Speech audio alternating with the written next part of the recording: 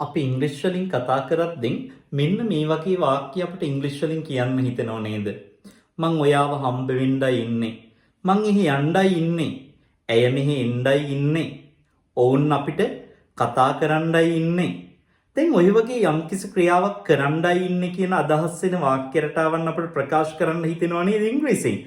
කොහොමද ඔය වාක්‍ය ඉංග්‍රීසි වලින් කියන්නේ? හරිම ලේසි මෙන්න බලන්න. කොහොමද කියන්නේ? ඈම්මීසා කියන පද තුනෙන් එකක් ගන්නවා අපි. අපි දන්නවනේ ඈම් ගන්නේ I සමග මම එක්ක කියලා. ඊස් ගන්න ඒක වචනනේ. ආ ගන්නේ බහු වචනනේ. එයත් එක්ක අපි to කියන ප්‍රිපොසිෂන් එක පාවිච්චි කරනවා. ඊට පස්සේ අපි ක්‍රියාපදේ පාවිච්චි කරනවා. මේ බලන්න. මම එහි යණ්ඩයි ඉන්නේ. I am to go there. I am to go there. දැන් අපි කියමු මම ඒක ලියන්නයි ඉන්නේ.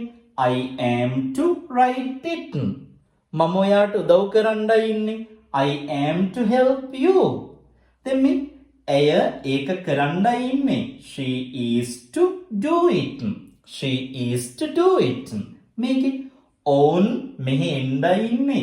They are to come here. They are to come here. අම්මා මට බනින්න ඉන්නේ. Mother is to scold me. අන්න මතක තියාගන්න යම්කිසි ක්‍රියාවක් කරන්නයි ඉන්නේ කියන අවස්ථාවෙන් ඕන තරම් අපිට දහස් ගාණක් වාක්‍යයට හදන්න පුළුවන් අවස්ථාවක් මේක පුතේ.